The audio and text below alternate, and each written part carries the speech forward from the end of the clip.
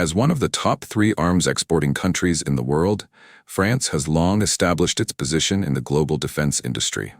From Rafale fighter jets and Caesar self-propelled howitzers to Leclerc tanks, products from the Hexagon are renowned for their exorbitant prices, luxury goods reserved for clients with substantial financial means.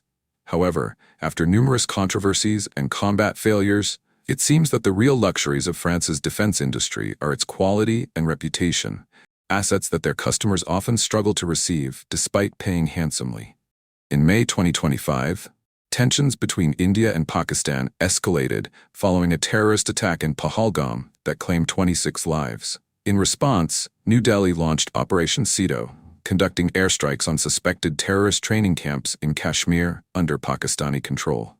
This retaliatory campaign quickly turned into a direct confrontation between the two countries' air forces, marking the first time top-tier modern equipment from both sides was involved in a genuine aerial battle. In a noteworthy development, Pakistan claimed to have shot down 5 Indian aircraft, including 3 Rafales, 1 MiG-29, and 1 Su-30 MKI. A spokesperson for Pakistan stated that this success was achieved through the coordination of 2 fighter models, the JF-17 Thunder, a joint project with China, and the J-10C, a 4.55 generation aircraft that is currently the backbone of Pakistan's Air Force. Although India did not confirm all the losses, images circulating on social media showed debris believed to belong to a Rafale jet with the tail number BS-001, the first aircraft delivered as part of India's 2019 contract for 36 fighters from France. Western sources have also indirectly verified that at least 1 aircraft of this type was downed during the skirmishes. This marks the first time the Rafale, a symbol of pride for the French defense industry, has been downed in actual combat. France faces defeat in a real-world aerial battle. With a price tag of approximately $240 million per unit, the Rafale was once expected to be India's trump card in gaining an edge over Chinese-manufactured fighter jets. However, its loss in confrontations against the J-10C and JF-17, aircraft priced at merely 1/3 or even 1/4 of the Rafale, has left observers questioning the fighter's combat effectiveness in actual operational conditions. Shortly afterward, public skepticism grew with a controversial revelation. Dassault Aviation, the manufacturer of the Rafale, reportedly advised India to withdraw its entire fleet from the conflict zone, maintaining a minimum distance of 300 kilometers to avoid tarnishing the image of its flagship product. A fighter once marketed as capable of facing 5th-generation jets, like the F-35 or Su-57, now finds itself needing to stay off the battlefield to preserve its reputation. This has led many to ask whether the Rafale is truly a superfighter or merely a showpiece of technological display. For those closely following the French defense industry, however, this incident is far from shocking. On the contrary, it's merely the latest chapter in a long history of controversies, failures, and missed opportunities that have plagued French weaponry for decades. Now, let's revisit some of the most memorable milestones that have helped shape the less-than-stellar reputation of French arms on the global stage.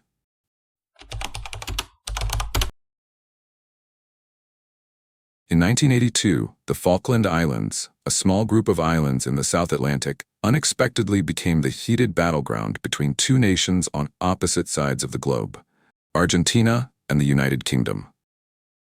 Since the 19th century, the Falkland Islands have been under British control. However, Argentina has always regarded them as occupied territory, referring to them as the Islas Malvinas. The situation grew increasingly complex in the early 1980s when the Buenos Aires military junta, facing severe economic crises and widespread domestic discontent, decided to initiate a conflict to divert public attention and reinforce its faltering legitimacy. On April 2, 1982, Argentina launched a surprise invasion of the Falklands, swiftly gaining control with little resistance. The response from London was almost immediate. Within days, a formidable naval force set sail from Europe, covering more than 13,000 kilometers to begin a campaign to retake the islands. As the British task force entered the South Atlantic, they prepared to face various threats, including submarines, fighter jets, and challenging weather conditions. However, one particular concern for the expeditionary commanders was the Exocet anti-ship missiles, a weapon manufactured by France and now in the hands of their adversary. In the late 1970s, Argentina embarked on a modernization program for its Navy and Air Force. A highlight of this effort was a deal with France to acquire 14 Super-Étendard fighter jets and 14 Exocet AM-39 missiles, among the most advanced anti-ship weapons of the time. The Exocet was designed to fly at low altitudes to evade radar, carrying a warhead weighing over 160 kilograms, capable of crippling or sinking a warship with a single hit. However, by the time the conflict broke out, Argentina had received only 5 aircraft and 5 missiles, with the rest still awaiting delivery. On May 4, 1982, a pair of Super-Étendards armed with Exocets flew low over the sea to evade radar detection and approached the British fleet. They launched a single missile, which struck HMS Sheffield, a destroyer and pride of the Royal Navy. The ship burned for hours before sinking, resulting in the deaths of 20 sailors. This was the first British warship sunk in combat since World War II. The strikes did not stop there. On May 25th, Argentina's National Day, another Exocet was launched, hitting the Atlantic Conveyor, a transport ship carrying critical helicopters and equipment for the British Expeditionary Force. The loss included Chinook and Wessex helicopters, along with other essential vehicles, forcing Britain to drastically alter its landing plans and significantly slowing the deployment of forces on the islands. Faced with this situation, the British government quickly exerted diplomatic pressure on Paris. On the geopolitical chessboard, the UK was a strategic NATO ally with significant influence across Europe and the West. Conversely, the Buenos Aires military junta, while once hailed by France as a promising partner, was ultimately just a minor customer outside the sphere of major power alliances. Forced to choose between political loyalty and commercial reputation, France decisively opted for the former with cold precision. Just days after the incidents, Paris announced an immediate halt to all arms deliveries to Argentina. The remaining Exocet missiles would not be handed over.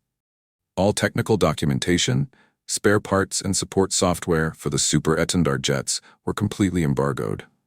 French engineers and defense experts assisting their Argentine counterparts were urgently recalled, even though some maintenance and training tasks were still incomplete. Adding insult to injury, Argentina felt betrayed when reports surfaced suggesting that France had secretly provided the UK with technical data on the Exocet missiles to neutralize them. This information allegedly included radar frequencies, operational principles, and software intervention measures, enough for the Royal Navy to develop jamming systems, decoys, and even methods to blind the Exocet's guidance radar during subsequent attacks. As a result, after the Atlantic Conveyor incident, Argentina's anti-ship missile attacks lost much of their effectiveness, partly because their missile stockpile was nearly exhausted. Another critical reason was the opponent's ability to neutralize Argentina's attacks. British warships swiftly implemented electronic countermeasures, decoy systems, and other defenses, leaving Argentina's remaining missiles with little chance of replicating their earlier success. It was evident from the outset that Argentina had slim odds against a naval superpower like the UK. However, without France's cold and calculated about-face, London's campaign to retake the islands could have dragged on with greater uncertainty and at a much higher cost in both lives and equipment. The war ended, but the lessons of trust and betrayal in the defense trade remain as relevant as ever, especially for nations that once considered Paris a reliable partner. Argentina was not the only victim of such dynamics. The case of the Mistral-class ships after the Cold War, relations between Moscow and the West saw numerous ups and downs. However, the early 2010s marked a rare thaw in tensions. In 2011, during an unprecedented warming of Franco-Russian ties since the era of Charles de Gaulle, the two nations signed a $1.2 billion defense agreement. The deal was to build and deliver 2 Mistral-class amphibious assault ships, the largest warships France had ever sold to a non-NATO country. For Russia, this contract held significant strategic importance. Despite boasting a formidable navy, Russia's shipbuilding industry, especially in surface combatants, had long lagged behind its Western counterparts in terms of technology, design, and production efficiency. Russian shipyards, historically focused on submarines and heavy surface combatants since the Soviet era, faced considerable challenges when pivoting to multi-role warships with integrated advanced technologies. Thus, partnering with France, a nation renowned for its advanced shipbuilding industry and expertise in crafting modern warships, was a strategic move for Moscow. On one hand, this partnership allowed Russia to rapidly augment its naval fleet with state-of-the-art vessels.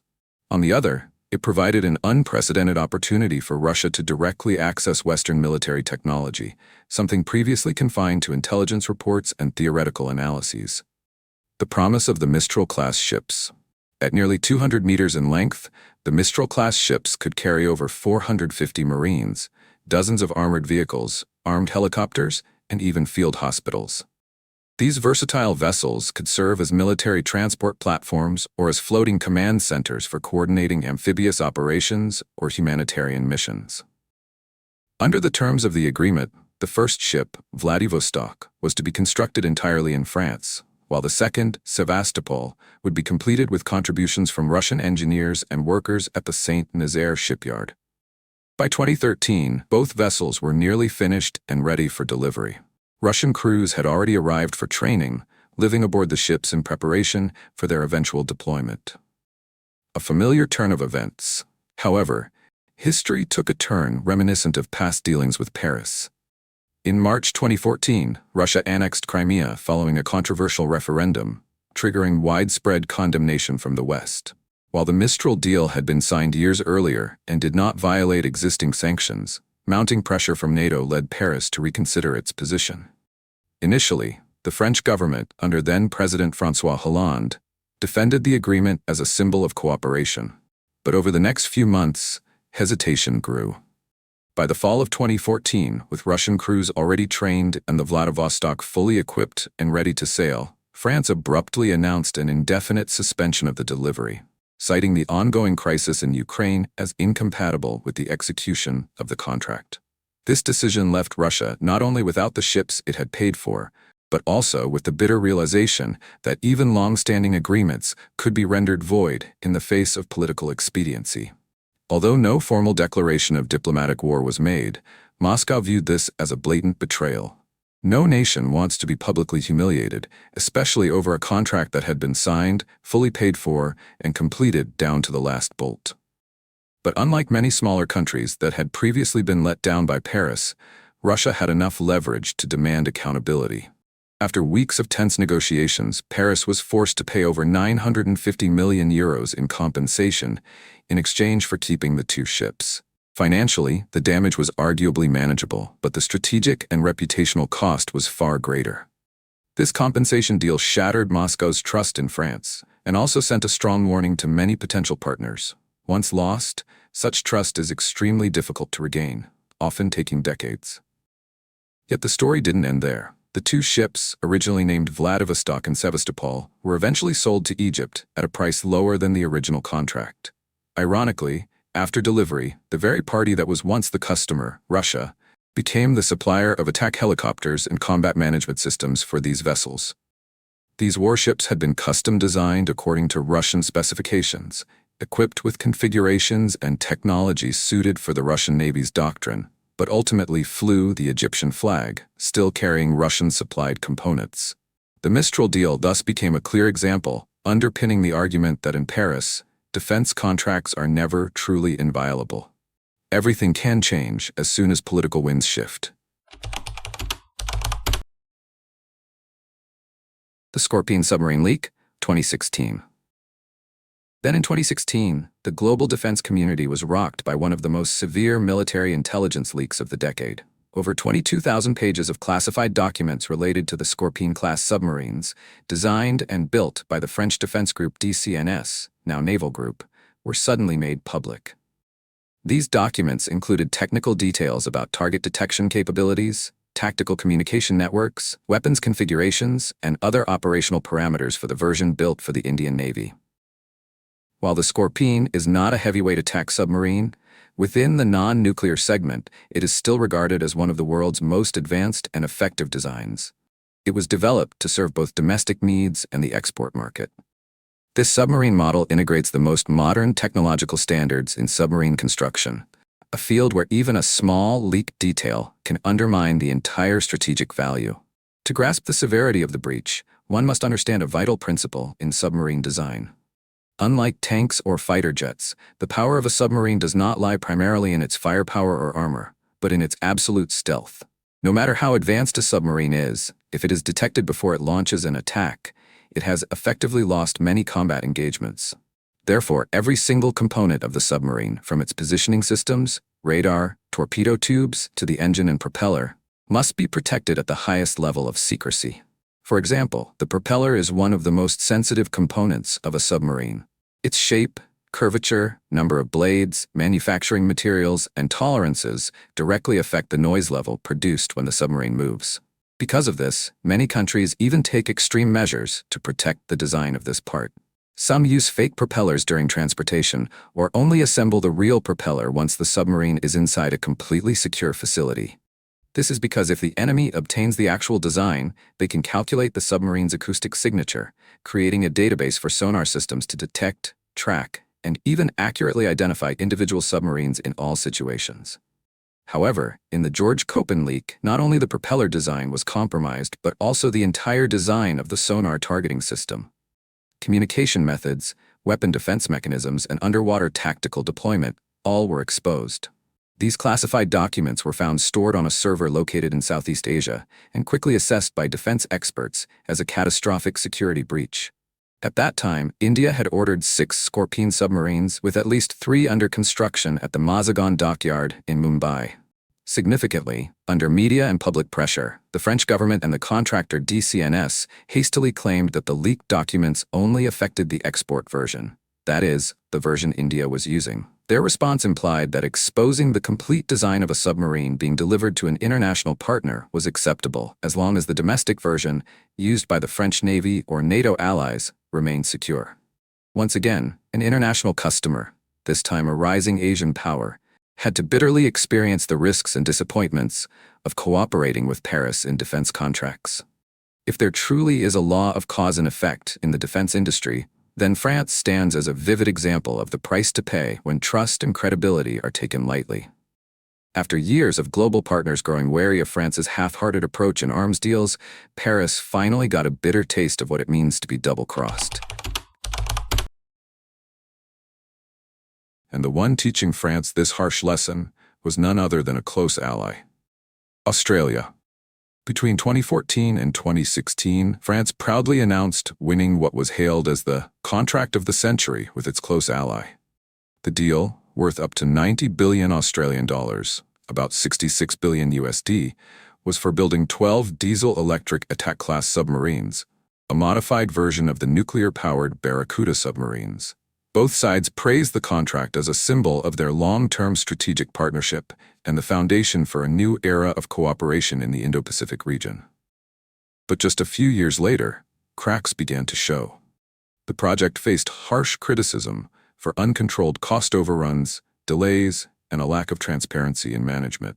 While the Australians saw their budget projections balloon, Paris continued to lecture about the importance of European strategic autonomy, a concept that sounded good on paper but did nothing to launch submarines any sooner. Then came the shock. On September 15, 2021, Australia suddenly announced it was cancelling the contract without warning, without negotiation. Instead, Canberra pivoted 180 degrees to join forces with the US and UK in forming the AUKUS alliance, promising access to cutting-edge nuclear submarine technology. What made it worse was that France was informed only hours before the public announcement. Paris's reaction was one of unprecedented outrage among Western allies. Beyond calling it a stab in the back, France's response laid bare the deep wounds in trust between partners who had once shared a close bond.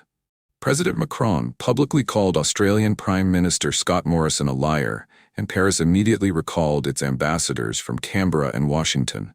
A diplomatic move extremely serious and rare among countries that claim to be mature democracies and close strategic partners.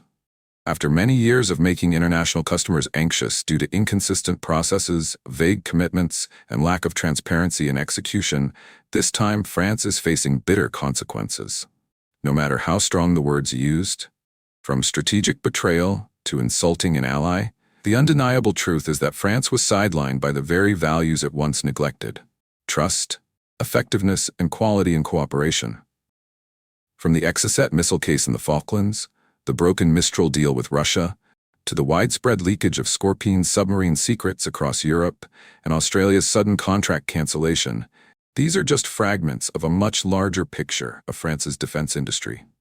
In reality, the list of failures is much longer, spanning from technical problems to gaps in political commitment. Even in the modern context, France's proudly promoted weapons systems, such as the Caesar self-propelled howitzer, the Scalp missile, a version of Storm Shadow, or the Aster air defense systems, are not free from doubts about their combat effectiveness.